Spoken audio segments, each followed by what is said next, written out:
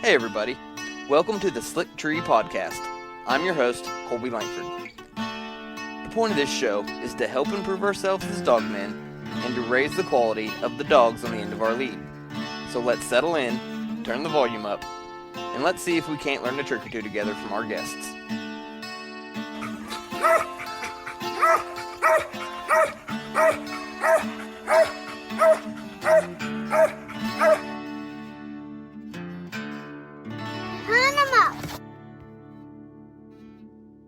Hey everybody, you are listening to the Slick Tree Podcast. I'm your host, Colby Lankford, and today we're doing another installment of the Tinker's Workbench. I've got my brother, Kyle Lankford, here with me, and we are going to talk about the ultimate squirrel rifle. How you doing, brother? I'm good. We're just sitting here in his shop. We just got done going through a couple of things we're going to talk about in this episode are setting up squirrel guns and kind of things to think about when you're selecting pieces for your setup. We just swapped one of the guns in the test over to make it a more efficient killing machine from how it was. So kind of what brought me on this. Well, I guess before that, Kyle, why don't you tell us a little bit more about yourself and why you might be qualified to help out on this episode. I don't know that I'm the most qualified, but I think the handiest for sure. Yeah, available. I think that may be the best word. I've been to a couple long-range classes. I've spent a lot of time behind a scope and pulling a trigger, and I've trained a lot. I've been through basic long-range at Badlands Training Facility in Granfield, Oklahoma. I went through that in 2016, and then I went back in 2018 and took another course. I think these are all 5-day classes. I took Urban Sniper in 18, and then I took the basic sniper class in 2021.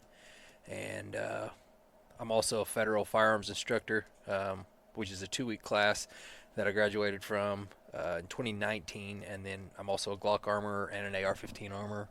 But I've tinkered with guns, and I've been building guns and bullets for quite a while. You're a pretty avid long-range shooter. Yeah. Got the steel out to, 550 off the back porch? Yep. It's pretty handy. It's fun to come over and shoot with you. Learned a lot coming over and shooting with you over the years. I call that my Kyle Lankford mid to close range school of shooting, and you'd be surprised at how much you could teach somebody in a couple of hours, boost their confidence, and send them out and go deer hunting, and they can, pretty confidently shoot 350, 400, 500 yards. So what had kind of got this, I'd been thinking about and talking about doing this episode for quite a while. And the main thing to me that drew me to it was over the years, which I'm a lot the same. I really like to tinker on guns. I think I built my first 1022 back in about 2008 or 2009 in college and jeweled the trigger parts on it and got it down to like a 2-pound trigger because I couldn't afford to buy parts. So I could afford some files and some sandpaper though, and gave it a nice trigger and made it a pretty good shooting little gun. But I've had some guns that you just can't seem to miss a critter with. I mean, you point it in its general direction, you pull the trigger, and the critter falls out. And at the same time, I've had really nice guns that were the exact opposite, that would shoot just lights out, shooting at a paper target. But then you take it out in the field, and you go start shooting at animals, and you just can't hit anything with it. And that's frustrating. I generally consider myself a pretty decent shot, and it upsets me a lot whenever I consistently miss game that I think I should be killing. I think you're onto something with what you're doing with these Rugers and getting your mechanical offset as low as possible and getting your line of sight and your bullet closest as it can get. I think you're on the right track there. Kind of one thing I had noticed talking about the mechanical offset. So some of the 22s I'd had, it seemed like the lower I had the rings and the closer the scope was to the barrel, just the better killing machine it was. And I've had some guns that just by the design of the way the receiver's built, I don't care how low the rings are, you can't get the scope down low on the barrel. Right. Well, I mean, if you got a 1022 that's capable of shooting quarter-minute groups at 100 yards, it doesn't do any good if you're 3 or 4 inches off in between. Mm-hmm. If you've got a 0 to 50, but you're 2.5 inches off at 20 or 15, it makes it really hard. And it's hard to know exactly how far that squirrel or whatever it is, that small target you're shooting at. Unless you're carrying around a rangefinder and a dope chart. Right. That makes it very difficult. we kind of need to break down what's going on, what we're talking about with this mechanical offset. So you got to think about a bullet coming out of the gun. Think about it coming out of the barrel and being like a fishing pole. Imagine a fishing pole with a half-pound sinker on the end of it. It goes straight for a while, and then it starts to drop off, and more. So that's your bullet trajectory. It's like a lightly loaded bent fishing pole. Yeah. Now your scope, on the other hand, is a laser beam, and they're not starting out at the same spot either. No. So the laser beam is setting higher, and to think about it on scale, I like to think about things blown up. So if you put that laser beam a foot above, and you aim it down to where it's pointed at the third eye, well, it's going to hit the third eye out, but it's also hitting the tip because it's bent. Yeah. So when you graph that fishing pole, you're going to be hitting low, low, low, low, low. It's going to intersect, then you're going to be high, and then it's going to drop back off, and then it's going to cross back over again. Right.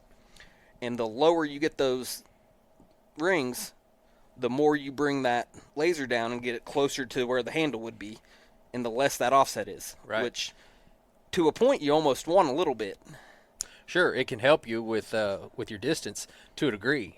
What you want is just enough that it keeps you on your target for as long as possible, however big your target is. You look at an AR-15, I mean, it was built to shoot humans, as crazy as that is. Yeah. And if you zero that gun at 50 yards with the mechanical offset it has, it's never off target to 250. And that's why that wasn't just an accident. Those guns were built with a high mechanical offset because you're shooting a target that stands up and down primarily, straight up and down. So you had a large room for error, but if you zeroed at 50, you didn't get off back until over 250 yards out. I did not know that. Yeah. So to set up this test, what I decided I was going to do, I had built last year. I decided I was going to build. I mean, I've had nice shotguns. I've had nice deer rifles, and I'd had some pretty nice 22s, but I'd never just full out built a 22. And I mean, people don't look at you sideways if you're a duck hunter and you've got a $1,200, $1,500 duck gun, or if you're a quail upland hunter and you've got a $2,000 over under. Like, no one bats an eye. So it's like, hey, I'm gonna throw some money at 22. I'm gonna build something nice. It's the gun I carry all the time. I built a pretty much custom gun. I had some 1022 parts laying around from different guns I'd tinkered on over the years, and I had a Ruger factory plastic trigger housing, and then I had a Ruger factory bolt, and then from there I bought a Brownells billet receiver with the rail machined into it, and a Kid bolt spring kit, a Buyer. I found the lightest barrel I could that also was supposed to shoot really well. Buyer custom barrels, which is a little mom and pop shop out of Oregon or Washington. I can't remember off the top of my head, but they built and sent me a lights out little barrel. It's a machined aluminum barrel with a really radical cut set of grooves in it. Yeah, it kind of goes back and forth, kind of spiral, but it It's kind of spiral, reverses. but it reverses. Yeah, and, that's sharp. And it's threaded as well if you want to put a suppressor on it. And at the time I built it, it was far and well below anything you could buy, like as far as weight was on the market. I also put a kid drop-in trigger parts kit in that factory housing. I knew I wanted low rings. I had this theory, but I hadn't really done any testing. But I found the lowest rings I could, which they're actually they're discontinued ring, and they're not. I don't love them, but they are super low. And I put a Leupold 3x9x40 scope on it. Set it up, and the thing shoots lights out. Like it was just from the time I zeroed it and started shooting squirrels with it, it was just a laser beam type gun that you point it in the general direction of the squirrel in a tree, and the squirrel fell out on the first shot or two. Yeah. So I was super happy with it, which just kind of brought me back to, well, there is something here to what my theory was. And so for the test, I took that gun, and then I took another Ruger 1022 I had laying around, and I took the highest strings I could possibly find, which were the shoot-through style bolt-on two-piece that you can still use your iron sights under your scope, but it does set your scope up high. But that's what I was wanting for the test. And so I set that gun up with a Burris 3x9x40 rimfire scope, another quality scope, and I took both these guns and I made some targets out. I labeled targets, I bench rest shot both of them at 20 yards, and I zeroed them. Mm-hmm. Then I put targets from 10 at 10, 20, 30, 40 in 10-yard increments all the way out to 80 yards. After I zeroed them at 20, and both targets were labeled for hiring gun 0 to 20, lowering gun 0 to 20, so I wouldn't get the targets mixed up. And I shot three shot groups at every one all the way out. Then I re-zeroed both guns at 50 yards, and I turned around and pulled the targets off, put new targets on that were correctly labeled for the gun and what the zero distance was, and then I shot those all the way out. 3 shot groups as well. I brought all the targets home and kind of compiled my data and decided, well, I'll just graph this out and see what it looks like on the graph. And it really kind of surprised me as far as what I found. So on the hiring gun that was zeroed at 50 yards, or it had just over 2 inches point of impact change, it would start low. See, it'd start about 3/4 of an inch low, and then it'd go up to 1 1/4 inches high, and then drop back down and cross back over again from 10 to 60. The 70 and 80 yard data I ended up just dropping off just because there was enough bullet drop that it was kind of moot at that point. As far as usable data, 10 to 60 I feel like is pretty good for a squirrel gun. Sure. And that's a long shot. Yeah. But hey, when that squirrel's timber and he's 3 trees over and yeah, it's a 10-22, you can throw some lead at him. Yeah. But the same hiring gun at 20 with a 20 yard zero was 1 5/8 inches difference. Point of impact change. Highest point to lowest point on the graph. On the lowering gun, the 20 yard zero only had 1 1/8 inches change. And at a 50 yard zero, it had a 3/4 inch change. And that's from high to low. So you're never more than 3/8 high or 3/8 low. Yeah. And so after kind of studying the graph data, I decided, hey, I'm going to go ahead and take this lowering gun since I'm trying to kill squirrels with it. Looking at the graph, I think it'd be better at 35 yards. So I took the same gun, basically did the same test again with a 35 yard zero, and that got the gun's point of impact changed 5/8 of an inch. So if you're shooting at a pinhead target, you're never between 10 and 60 yards. You're never more than just over a 1/4 inch high or a 1/4 inch low group. That's minute a squirrel. Off that'll hit a squirrel. Yeah.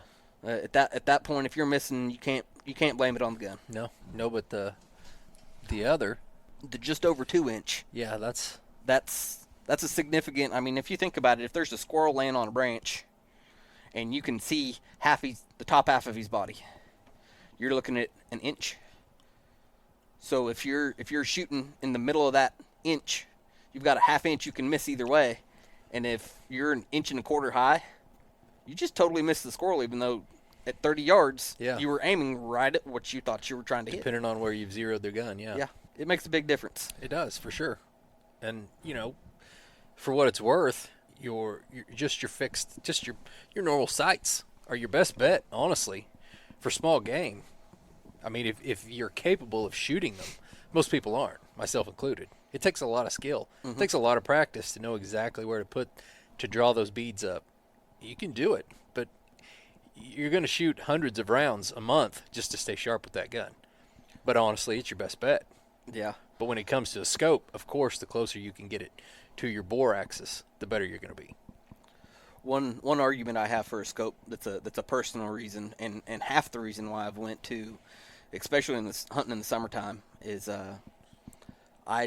if I'm hunting with a shotgun, I'm going to carry a set of binoculars. So now I've got a bino harness on, an extra heavy pair of 10 or 12X binoculars, and in the summertime, man, I'm already packing a vest around, a shotgun at that point that weighs 8 or 9 or 10 pounds, heavy shotgun, you're starting to really pack a load. Whereas I think that rifle I set up weighs like 4 pounds and 5 ounces with the glass on it. Yeah, and 22 shells weigh a lot less than 12 gauge shells. Yeah. Yeah, and with having the scope, I just eliminated having to carry the binoculars and the bino harness. You've got magnification right there.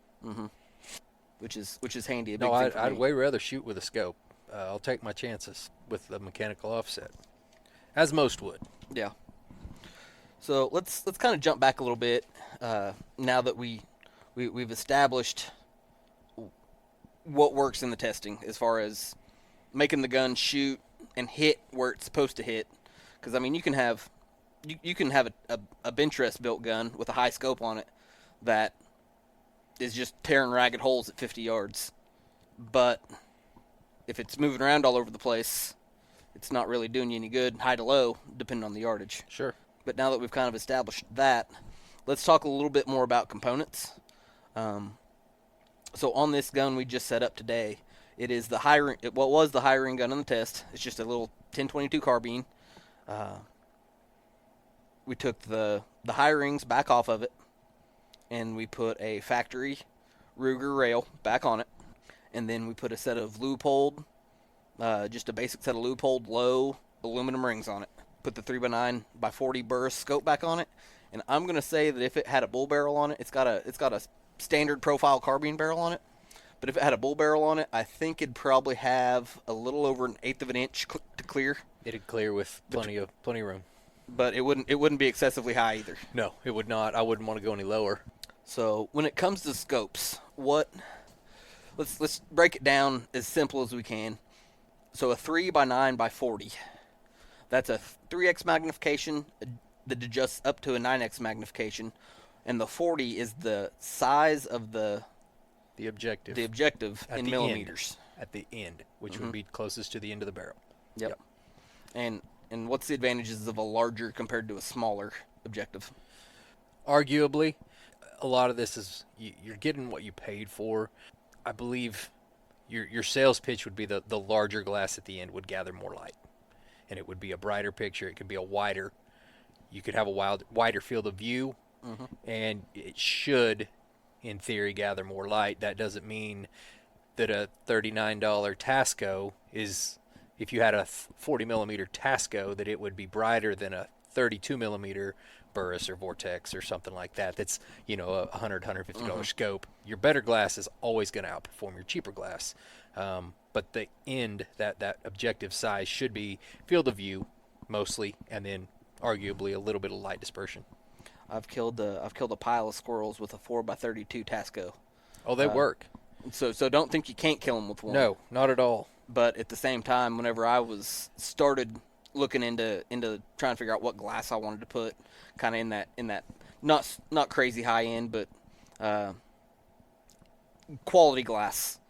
I went to the big box sporting goods store, and that had a good selection and said, set me out this one, and this one on the counter, please. And they did. They obliged me, and picked them up and looked at them side by side, and I went with what definitely was the clearest and had the best picture, the clearest glass and the best illumination the way it looked through my eye. Like that's how I picked what I went with, and I'd recommend doing that if you got a place like that handy. Absolutely, a lot of times just looking through different scopes, you see different colors, more crisper. And that's what your high-end optics have, the coatings on the lenses, where you can see, especially in low light, where you can break down the difference in colors. And that's what makes it easier to spot a squirrel on tree bark, is when you can see the color differences in lower light conditions, or even when it's super bright. That might be the trick too. But that's your high-end to low-end stuff. I mean, you can do it with a Tasco that you spent $29 on. It just makes it a little easier to find a squirrel, or whatever it is you're looking for, when you got a little better quality glass. Okay, so next on the idea of scopes is adjustable objectives and parallax. You wanna touch on that for us? So parallax, for the most part, on a rim fire, it may be overkill. It may be something that you really usually wouldn't use. Most rim fire specific scopes are going to come with a fixed parallax that's fixed in the objective end of the scope at 50 yards, roughly. That's what they're trying to do, is they're going to have a 50-yard fixed parallax. Let's back up and let's talk about what parallax is, as far as like a working using definition would be. So according to the internet, parallax is the apparent displacement, or the difference in apparent direction of an object as seen from two different points, not on a straight line with the objective. So that's the definition of it. For a scope, how I've always kind of explained it to it is to people that don't understand what parallax is how the light comes through your scope and what that objective does, and how you take your parallax out would be to put the object you're looking at and your crosshairs on the same plane. And when you can adjust your parallax, it's like stacking two pieces of paper on top of each other. They're on top of each other. So when you look through the scope, if you have no parallax, if your parallax has been taken out, if your gun was setting perfectly still and you could move your eyeball around in the objective of that scope, in the eyepiece of that scope, your crosshair should not move on your target. So like when you're looking through the scope and you can see you can see that black ring where it's like the outside of the picture that you can't see inside the scope. If you move your head around in a circle to move that ring around, your crosshairs should not be moving. Never move off the target. The crosshair should be a steady, still thing with your target. And that's where your adjustment of parallax comes in. If you have parallax in your scope, then your crosshairs will be moving on your target. To have your parallax out, which would be adjusting it to, and just because it says, a lot of these scopes will have an adjustment up here that says 50 yards, 75 yards, 100 yards, 300 yards, and it'll go to infinite. Just because it says that doesn't mean it's true either. I've got a $2,000 scope that it's not perfect. I promise you. 300 yards is more like 450, and 450's on that infinity mark, and it's the same all the way out from that point on, and it goes out to like 600 before it goes to infinity. But don't trust that. But also, again, I'm not sure that we're not off in the weeds a little bit, to a degree, for a 50-yard gun that's set at 50. What amount of parallax you could have in your scope if your parallax is set at 50 and it's a little off would be pretty small amount. The reason I was wanting to talk about this and to help people understand a general idea of parallax is to understand that if you go out and you buy because actually what I had to do whenever I bought my Loophole was they didn't have the rimfire model in stock anywhere. They were sold out. It was like a nationwide back order. Couldn't find it. They had the exact same reticle in the standard rifle scope. I could find it everywhere, and I even found it on sale, actually. The difference was it's factory set at 100-yard parallax compared to the rimfire model's 50-yard parallax.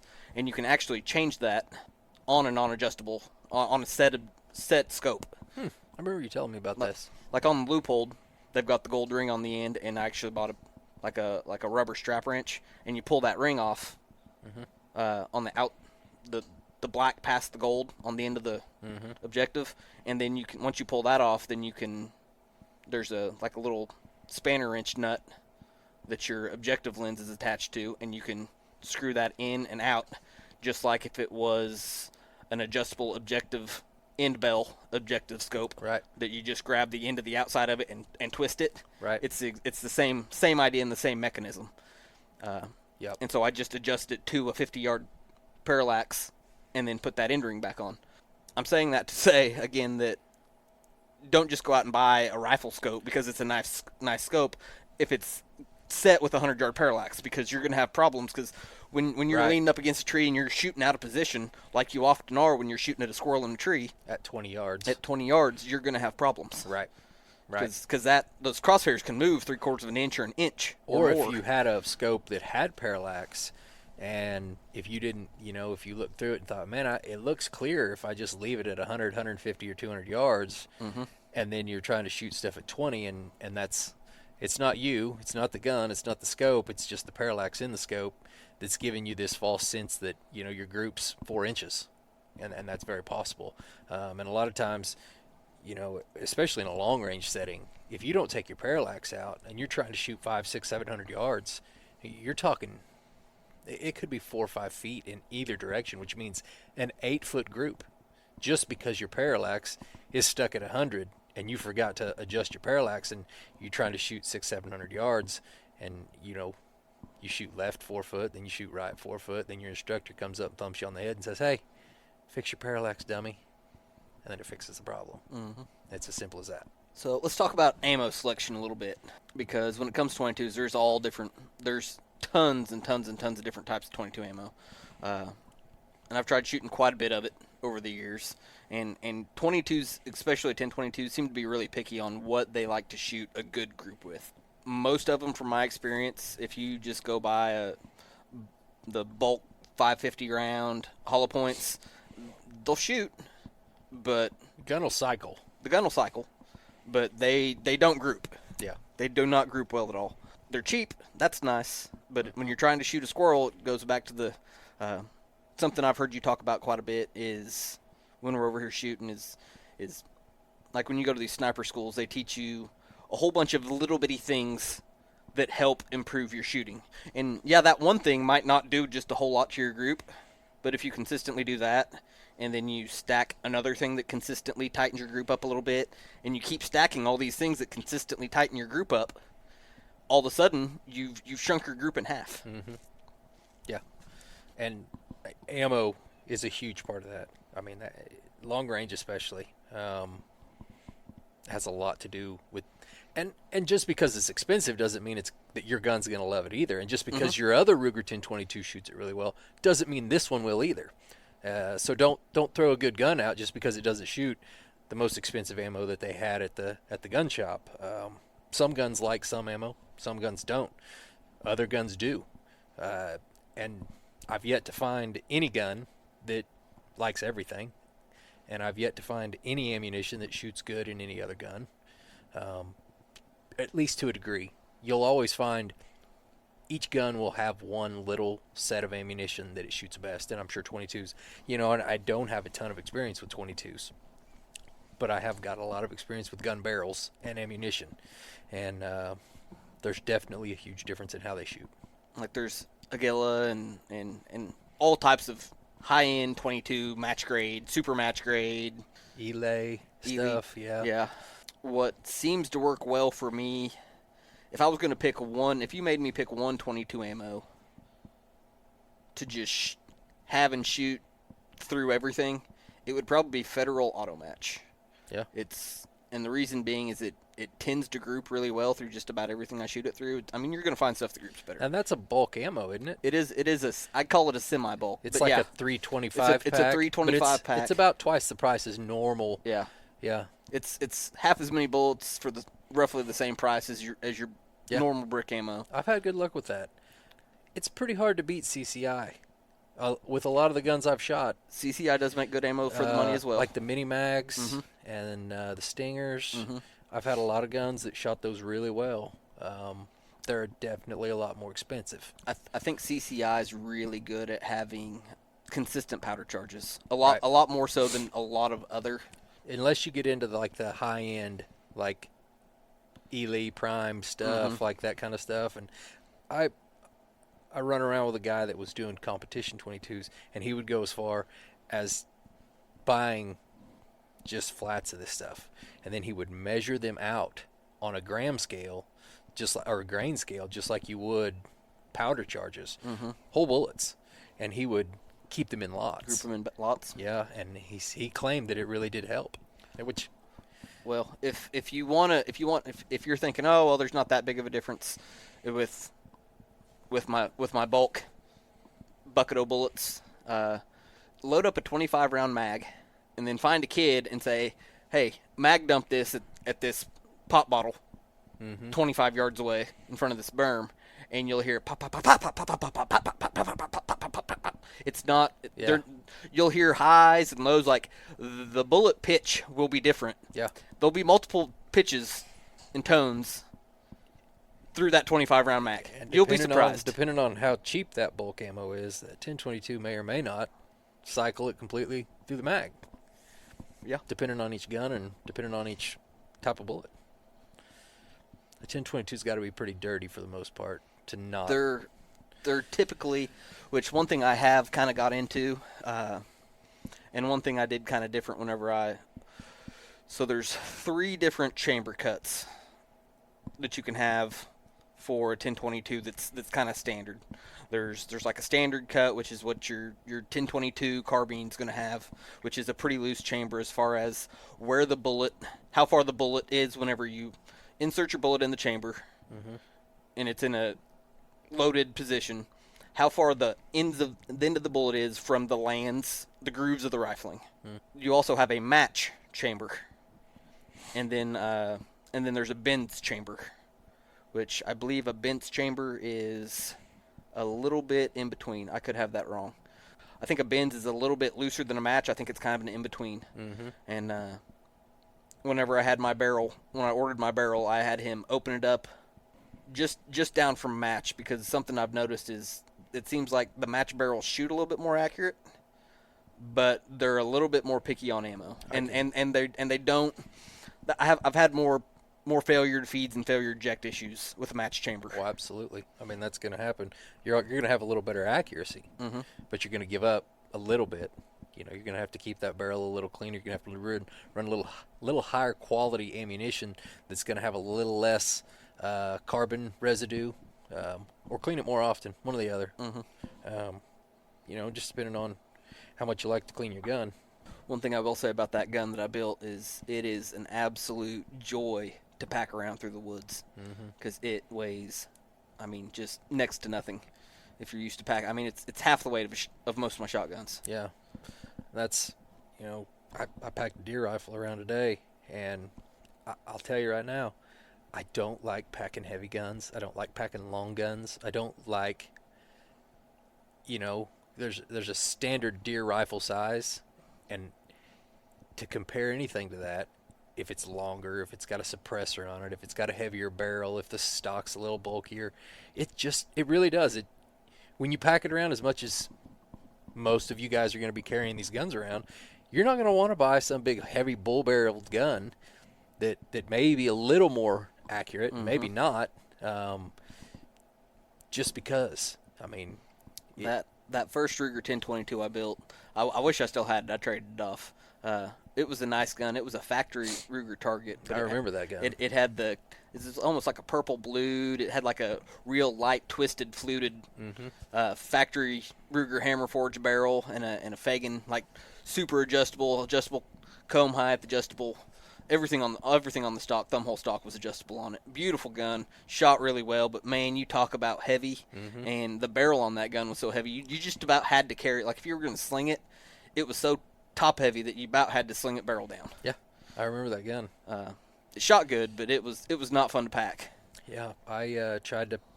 Again, I had a sniper rifle that I tried to deer hunt with that had a suppressor on it. Had a 24-inch barrel and a very heavy suppressor on it.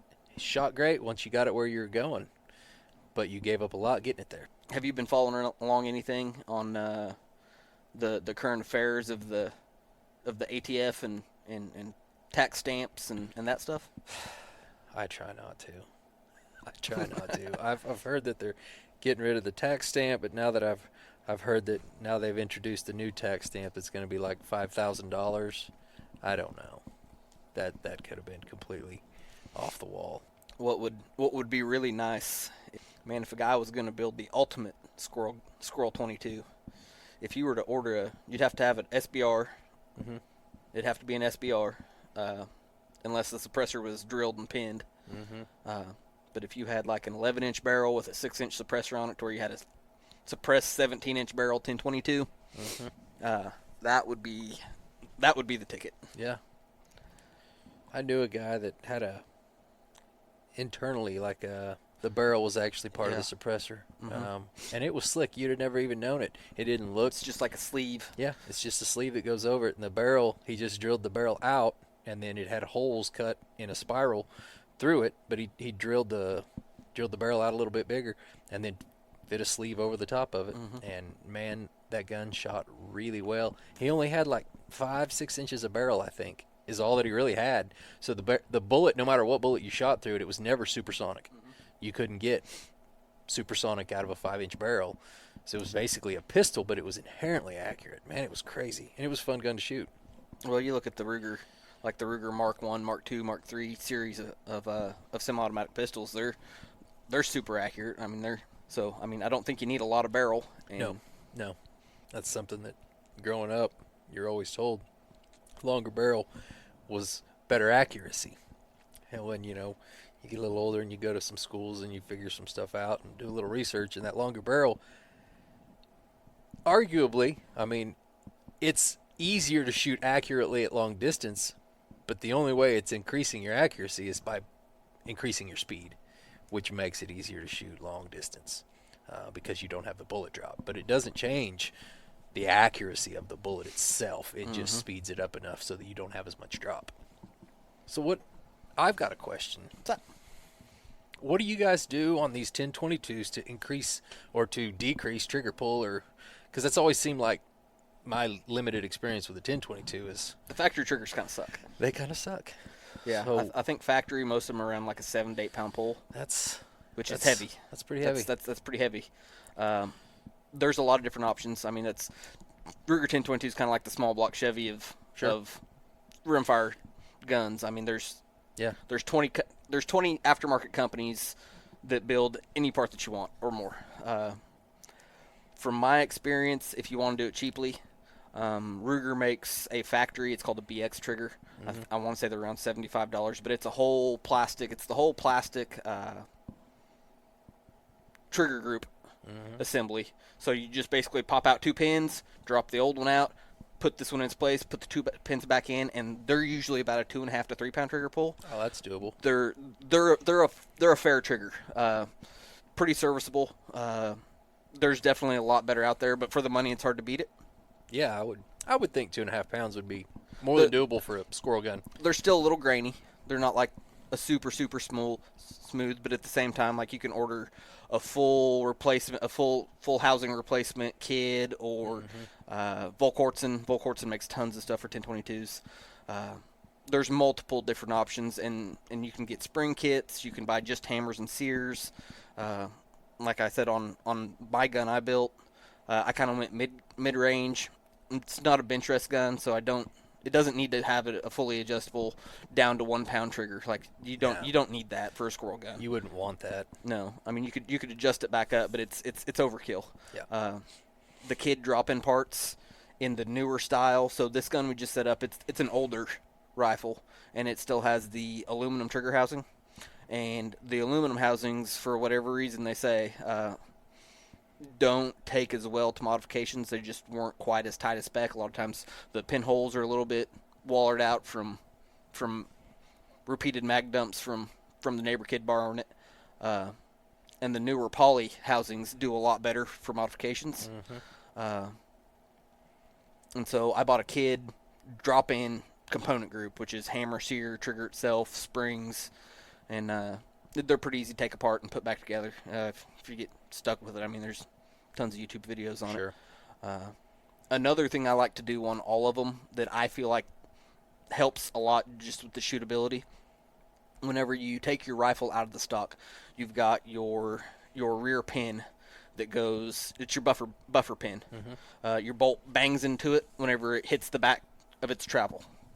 That pin is exactly a 1/4 inch diameter. And so what you can do, the cheap way to do it, is to go to the parts store and buy like a 4-inch long nylon 1/4 inch bolt. Then you take a hacksaw or Dremel or whatever you want to, and you cut the shank of it off that's not threaded to the width of the receiver. You push that metal one out, you push the nylon one in, and it really reduces the felt vibration in the receiver while cycling. And it makes your gun last longer too. I mean, it takes the shock out of it. You're not banging metal on metal.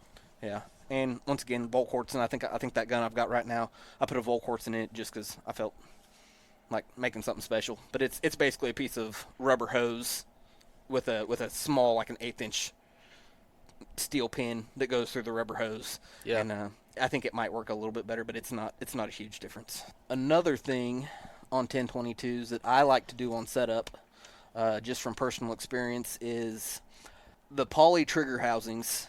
They come with a mag release that sticks down, and so what ends up happening is if you carry cross-bodied sling like I do, and you're carrying it with a mag in it, I carry my gun when I'm hunting, mag in, bolt locked open, on safety. That's just how I carry it. That way if I walk up to a tree, all I got to do, I don't even have to look at the gun. I can use my fingers and pop the bolt closed, chamber around, pop it off safety, and never take my eyes off the squirrel when I'm shooting. Right. And it's safe. No one wants to have an accident in the woods. A squirrel's not worth it. No. especially when you're going through brush and crossing fences and everything else. So try to maintain as much safety as I can. But I don't like. I've lost probably 4 magazines. And they're probably $40-$50. It's been a while since I bought one. I've got a pretty good collection of them. I don't think they're quite that much. I just don't feel like you could. I'd be surprised if they were less than 40. Yeah. I mean, that sounds high, but I want to say they're about 30, 25, 30.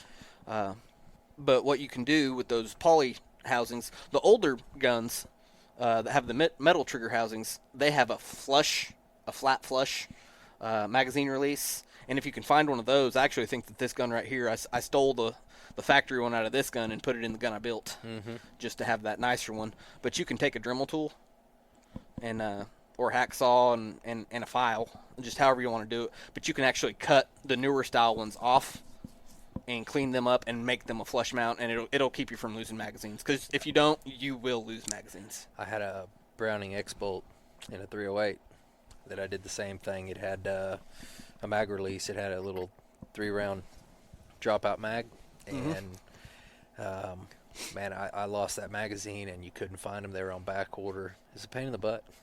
Yeah.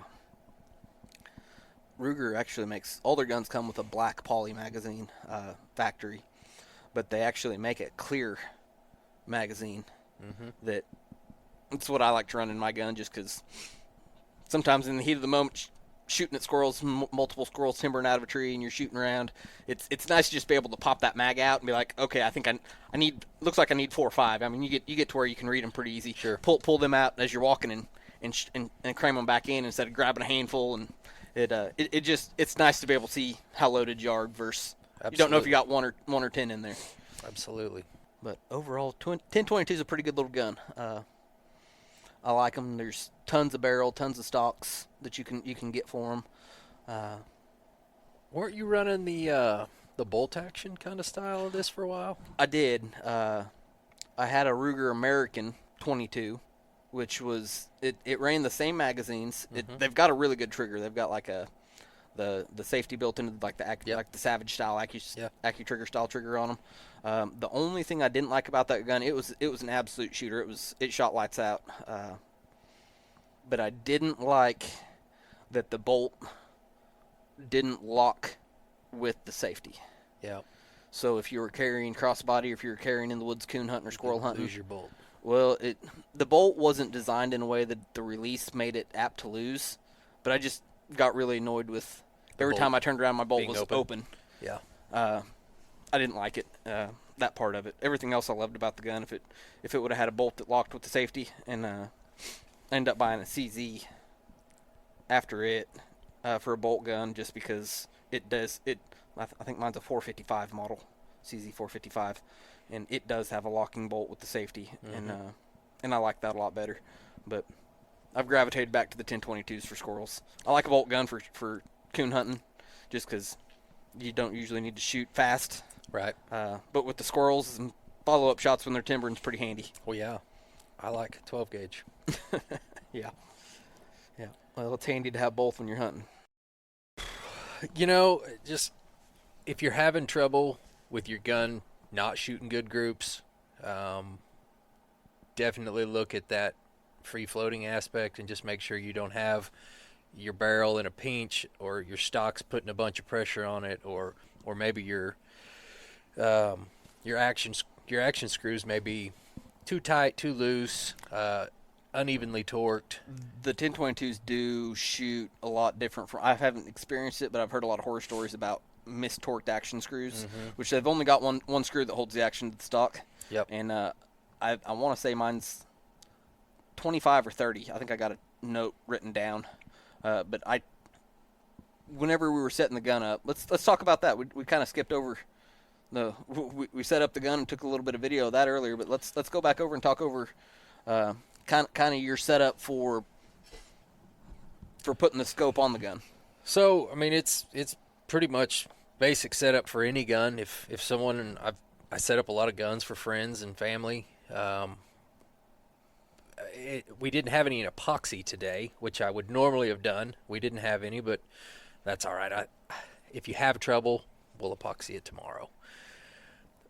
From the receiver from the base receiver, what I would have liked to have done was and just put some epoxy on to your rail, just your basic rail. Just I'm talking, if you mixed up enough epoxy that it doesn't take much, like the amount that would barely round over on top of a penny, and I mix it up with a toothpick, and I will put such a light amount just on the rail itself that it's very little, and it's So the goal of that epoxy is to what? Fill the gap and keep any vibration from movement? anything. Yeah, it's not that you're epoxying it to your receiver so much. I think that there's a small amount that it does do that, but what you're trying to do is take say the receiver's milled at a 23-degree angle, but your rail Well, like is I'm looking at the back of this rail right now, and like I can see daylight under the back of the rail. Yeah, which you can see that the receiver kind of dives off, and the And the rail rail's is straight. straight, which I don't see that that's a problem. I'm talking about the curvature of the receiver like this. Okay. Say it's milled it's not much, but it is round at the top. And say it's a half a degree off from the rail itself, that could give it a rocking motion left to right. And what you're trying to do is correct that, if there's anything there. Or say it's the receiver, say the rail has too much, then you could fill that little gap down the center. One way or the other. Because it doesn't seem like much, but I mean these are all like the receiver's aluminum, the rail's aluminum. Yeah. Like you talk about, and that's not. Well, what the epoxy's doing is it's taking out any amount of imperfections that strengthen the 4 tiny screws. There are 4 tiny machine screws that are entirely holding your optic to your gun, which is critical. And that is the weakest part on any gun. I mean, any gun that has a rail that is, that's one thing I like about the Browning X-bolts the most, is there's eight screws that hold them down instead of 4. And that's why they're called an X-bolt, is because they make an X on every one of those. Instead of having 2, they've got 4. And that's a huge selling point for me, for anyone. It really is. It takes the weakest part of a gun and it strengthens it double. But you've got 4 screws, very small screws, that we torque to 18 foot-pounds that are holding that rail on. Inch-pounds, sorry. But a little bit of epoxy on that rail, between the rail and the receiver, goes a long ways, and it really does strengthen that up a lot. And it just takes out any imperfections and kind of keeps anything from wiggling, moving left, right, back, forth, up or down. And then you torque that down to, it's 18. You can look it up there's specs on each of these screws. You can, I'm sure, Google what these machine screws, what the sizes they are, and there'll be a basic Torque spec for that. For that screw, and these were 18, as most are. Some are 22, but most of them are right there around 18 to 22. And your torque wrench you run basically looks like a fat screwdriver. Yeah. Yep, it's got a little dial that goes up and down, and the bottom of it is adjustable. Yep. And it's a click type. Yep. Spin it till it clicks, and you're there. It's a Wheeler Engineering. I think that's $120 kit that has the bits. It's got the alignment tools, which we'll talk about here in a second. It's got some levels. It's got the alignment tools, and it's got like a boring tool, so that if you were a little off, but we'll go to that here in a second. But we put the receiver, from the receiver, we put the rail on. We use Loctite. We use purple Loctite, which is what comes with this Wheeler, which is like let me back up here. We took the bolts, which they were used. You'd taken them out, and normally you wouldn't need to. This rail had been on this gun before, right? Before I set it up with the extra high rings. So anytime I'm reusing these little machine screws, I'll always use a little acetone, brake clean, something like that, and just a brush. Degrease them. Just degrease them a little bit, because you don't want any kind of gun oil these holes go through the receiver. You've cleaned this gun. They're going to have some oil on them. We just want to get that oil off so that the Loctite's going to actually hold. So we cleaned those out. I sprayed your receiver, the female sides of the holes out, and just cleaned all that up really good. Then we cleaned your bolts up. Then we used a little bit of purple Loctite, which is what comes in this Wheeler kit. I think it would be like the blue, not the red, but the blue. It would be equivalent to that, but it's Wheeler's brand. We torqued them to 18 foot-pounds, inch-pounds, and then we threw your rings on there. And we torqued them down, and we got the alignment tools, which we've got some pictures. I'll have some pictures on my Facebook page. Okay, and these alignment tools are 1 inch bar stock that are machined down to a tapered point. There we go. On one end. So you have two basically 4-inch long pieces of 1 inch diameter solid stock that have the last inch, 3/4 of an inch on one end on each of them, tapers down to a point. To a perfect point that you put them in those rings facing each other, and it gives you a trueness so that you can see that your rings are true left and right, up and down, and you want those points to be angled right to each other with your caps on. You put your caps on, you torque them down, and you want to see that your rings. Otherwise, when you put your scope in there, if these rings aren't true, it's going to have your scope in a bind. Your scope's going to be in a bind. Then your adjustments aren't going to be true. I mean, you're going to be literally. It's not going to track right. You're going to be shooting around corners with that thing. I mean, it's not going to work right. So you can use that if you're off. It also gives you in this kit. It gives you a 1 inch piece of bar stock that's got a lapping compound and a lapping handle. Yeah, and then it also comes with a drill attachment, but I think I wore that out a long time ago. But you can attach it to your drill and kind of speed the process up a little bit. Aluminum goes really quick. Steel seems to take quite a while, but it can take those imperfections out. So if your alignment rods are a little off, you can fix them pretty quick, especially with aluminum. We didn't need to do that in this case. We were true. We pulled that back out. We pulled the caps completely off. We threw the scope in it. We leveled the scope really well, and then threw the caps back on your scope rings, and we torqued them down with everything leveled up, and then I guess we Loctited those.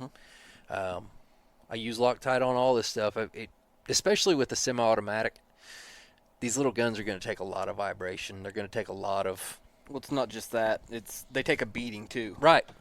Like you look at the gun I built last year. I've been carrying it for a year hunting, and I mean, you don't try to abuse it, but at the same time, you're tossing it in and out of your truck. It's rode around in a dog box once or twice. It's been dropped more than once. Yeah. I mean, it looks like it's been beat on. Like it looks like I drug it around behind the truck for a while. And I will say. If this was my recommendation, I would steer clear of aluminum. Now, I don't know if they've held up. If you can get them to hold up, the rings on mine are steel. I would prefer steel. If this was my gun, aluminum's cheaper. And the receiver that I bought is a aftermarket receiver. And it has the rail machined into the top of the rail. It's low. It's like this same height as what a factory rail is on a 1022, but it's machined into the receiver itself. Gotcha. And it's a machined receiver instead of like the factory riggers cast. This gun that we just set up has got an aluminum rail and aluminum rings. And I'll be interested to know how well they hold up compared to steel. I know with a sniper rifle when I'm shooting long range, I've got some that have aluminum on them. But they're a lot heavier and they're a lot higher. They're not just cheap ones. You're going to get what you pay for. It's not a fun feeling when you drop your gun and then you go, well, I wonder how far that just got bumped off, you know? And I think a lot of times, I dropped my deer rifle last weekend and surprisingly brought it home, and at 450 it was dead on. So, and I dropped it on the scope from about 2 feet into dirt. It wasn't like it hit a rock or concrete, but it's still opening morning, and I dropped my gun about 2 feet. Luckily, it was good, and I didn't miss any deer. Yeah. But there again, that's where all these components and the epoxy and the Loctite and having everything true, and it's cheap insurance at the end of the day. From guns in the past, before I'd learned more about setup. Like, it's not like you're shooting it and then one day all of a sudden, like, it's 3 foot to the left. Like, it's like a slow burn kind of deal. Like, it's start shooting and it's not quite as like you just. Mm-hmm. Oh, I hadn't shot this thing at paper in a while, but I keep killing stuff and like it hits like it's a minute a coon. Yeah. Like, and then all of a sudden it's not minute a coon anymore, and you've been missing stuff with the wild for it, and just thinking your shooting sucks, and then you get home, you start messing with it, and oh yeah, that's my whole scope's wiggling around on me. Yeah, and that happens. It happens quite a bit, honestly, and it's happened to me. Mm-hmm. When you don't use Loctite, it seems like it can happen a lot more often. Yeah. Usually, if I've used Loctite on something, I would not suggest red. That's gonna make it really hard to take things apart. Gonna need some heat. I've got red up there, and I've used it on some stuff, thinking, man, I'm never going to take this apart. I'm building this for a while. And then I've had to use heat. Otherwise, you're going to be stripping your Allen heads out. And I don't like really using a lot of heat on my guns or my scopes. Yeah.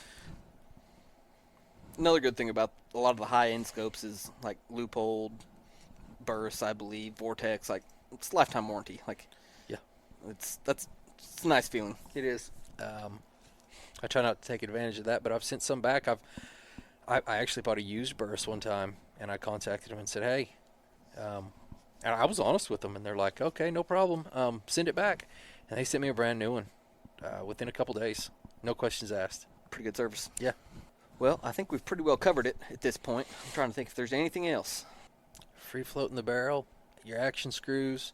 I mean, these are things that I wouldn't get too far off in the weeds in unless your gun's not shooting good. But if you've got a Ruger 1022 that's not shooting good, I mean, that's rare. I mean, yeah. Most of them shoot pretty good. Yeah. I mean, for just the carbines, they usually shoot, 20, 30 yards. With most ammunition, 1.5 inches would be a bad group. 2 inches. Am I wrong? I would think it'd be tighter than that at 20, 30 yards. Yeah. I'm saying worst case scenario. Yeah. Like with an old gun that's been shot a lot, that hasn't been cleaned, and you're shooting cheap bulk ammo, I would think a 2-inch group at 30 yards would be pretty rough.